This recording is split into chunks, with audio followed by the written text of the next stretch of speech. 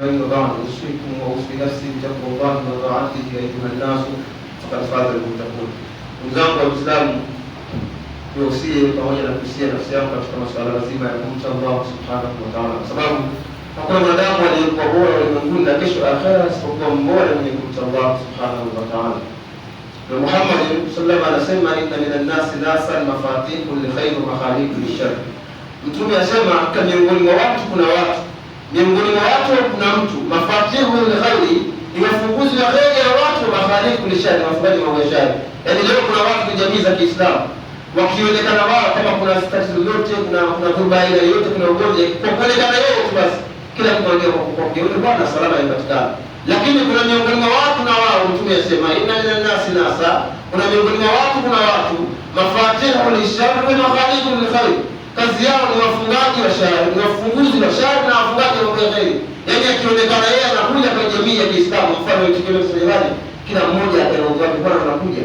Mtume anasema inna sharra nasi dhul wajhaini, mtu mbaya zaidi kwa watu wana sura mbili. Yako maneno yanasema no matter how good you are, people are going to be against you. Haijalishi kwa mwema kiasi gani, wanadamu watakuchukia, watakuwa kupendi tu. Inawezekana wewe ni mzuri kwa jamii yako, wanadamu wakawa wanakuchukia tu. Kwa hiyo kila mmoja anapaswa achunge ulimi wake. Ndugu zangu wa Kiislamu, ulimi ndio kitu cha kuchunga zaidi kwa jamii. Leo watu wengi ni wasengenyaji, watu wengi ni wafikirishaji, mabana ala ulimi. Mtume asema viungo viwili vitapeleka watu wengi sana motoni, ni al-lisan wal farji, ni ulimi na mkoa. Kwa hiyo ulimi wako kwanza ndio unaanza kila kitu, ulimi ndio funguzo kwa kila kitu. Ndio maana maadamu akiamka asubuhi, Mtume asema idha asbaha ibnu adama fa inna a'dha'a jismi kulliha yadhakkiru lisan. Unasemaje? Ittaqillaha fina ya lisan. Ulimi unawaambia viungo vyote vya mwili mzima, ittaqillaha fina, mche Mwenyezi Mungu asiwe ulimi, fa in istaqamta istaqamna. Ukinyoka ulimi si wewe umenyooka. Leo ni wangapi nilizao wasishoji? Leo ni wangapi nilizofanya haini? Leo ni wangapi nasengenyaji? Leo ni wangapi nafikirishaji? Ni wangapi? Aliyesa yeye ikawa sio msikitini, lakini hata nje ni msengenyaji, bado ni mfikirishaji. Bwana, mashauri zangu, ndugu zangu wa Kiislamu, kama hakubadilika hatuwezi kupatana mbele ya Allah subhanahu wa ta'ala. Malizia hotuba yangu na siku za kiyama ambazo zishakamilika. Inawezekana ikawa kuna mtu ana miaka 60 hapa, ana miaka 70, ana miaka 80, lakini tukia azaliwa anaambiwa kiama cha karibia baada ya miaka 60.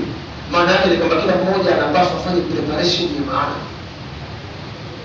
Nilisema siku moja, ikiwa una over 60 years, yaani miaka 60 plus, una 60 kwenda juu, maana yake wewe kwa lugha nyepesi ya kileo, kama ni swala kwa tahiyati muda wote uko salama. Yaani hapo ulipo, kama hapa wapo miaka over 60 years, miaka 60 kwenda juu, kama ni miaka 60 kwenda juu, maana tayari wewe ushaelekea kibla. Ndio watu wanakwenda, lakini okay fine, kwenda sio tatizo, unakwenda na amali gani? Lakini mbali na wewe bora ya 60 na chini 30 40, je, matendo yako ni yapi mbele ya Allah subhanahu wa ta'ala? Mtume asema inna sharra nasi dhul wajhaini, mtu mbaya zaidi kwa watu na sura mbili. Ndugu zangu wa Kiislamu, sekta hii ya dhul wajhaini, watu wengi tumefeli hapa. Hakuna anayeweza kumbaza kiruhu hata mmoja kwenye Uislamu wa zama hizi. Hatuwezi kufanikiwa kama tutakuwa tulishaji, tutakuwa hatuwezi kufanikiwa, hatuwezi kupiga hatua kwenye Uislamu. Tukitaka kusalimike, kwanza jambo la kwanza tushike dini zetu. Kila mmoja apende zake kwenye Uislamu. Inawezekana nikawa nimezungumza maneno haya, lakini yote yakawa ni mabaya, yote yakawa ni mazuri kwa sababu baya kama tunaelewa kwa bwana, kwa sababu hapa wakosea. Ndio Uislamu walivyo. Nilisema siku moja kwa Muislamu kama vile referee dakika 90 kwenye mpira haangalii vile anabaki pige firimbi. Kwa hiyo tuache mfumo huu, usifumo wa Kiislamu. Masahaba waliopita mpaka leo wakafanya Abubakar Siddiq radhiallahu kwa sababu alivaa Uislamu, akaupenda Uislamu, akaifahamisha na Uislamu, lakini alipopenda za kwa ajili ya Uislamu. Mtume anasema alipokwenda Madina, Mtume sallallahu alaihi wasallam Madina, ya kwa nini aliyosema Abdullah bin Salam anasema niliitwa kwa Mtume kuja Madina. Mtume alipokwenda Madina tunasema kwamba tu Madina alitoa hotuba moja fupi akisema afshu salam wa at'imu at'am wa silul arham. Mtume akasema jambo la kwanza, toeni salamu, afshu salam. Kati yenu kwanza salimieni wenyewe wenyewe, mnapendana. Maana yake kufundisha mapenzi Mtume. Jambo la kwanza mpendane. Salamu ni amani, si ndivyo? Maana mapenzi yanapatikana. Wa at'imu at'am, cha pili ni chakula. Na tatu kwa silul arham, ungelishani ndugu. Mwenzako utamjua huyu ana shida kadha baada ya kuwa umekaa naye mshasalimiana majuana mtakia shida kadha. Lakini ndio Mtume anasema waswali bayani wa nafsi ya swali sio kama dada la mwisho tutakia kweli kwa amani. Leo ni wangapi na roho mbaya? Ukisema roho mbaya kusanya hasadi, chuki, mchawi, vyote vinakuja kwenye roho mbaya.